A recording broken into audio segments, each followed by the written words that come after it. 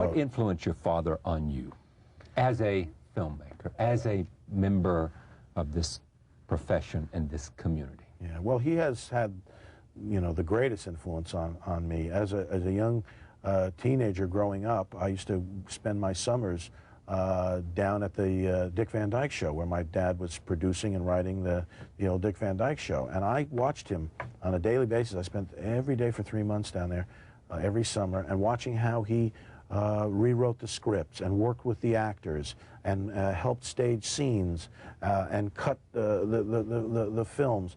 And I saw him work out of a very real place in his heart and his mind. I mean, if you recall, when the Van Dyke Show first came on the air, it was thought of to be like the first almost realistic sitcom, because it dealt with real-life problems between married couples and, you know, a guy who was married and also had a workplace. And so he worked out of a very honest, real place in his soul, and I saw that. And I mean, for instance, he would come into my room sometimes during a day, and he would, if he was stuck for something, and he would say, "Anything happen in your life lately?" That's it, you know.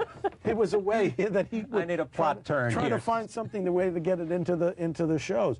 And so, but I saw him work from a very real, organic place, and I hopefully that I've taken that from him. Well, you know, I had a great education on All in the Family. Because even though I was in the show. Norman, or because Norman Lear and Carol O'Connor.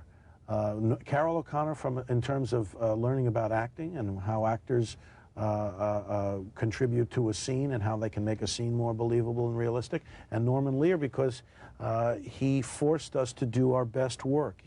He's what I refer to as a cuckluffle. It's a Yiddish word, and it means stir the pot, a ladle that stirs the pot up.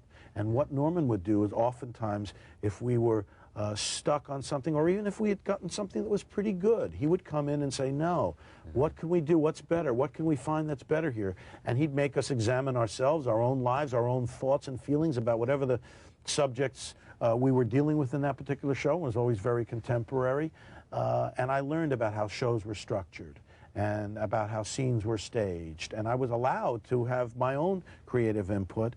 And because we did the shows in front of a live audience every week for 200 shows, I learned what audiences liked, and I learned what they responded to and those things.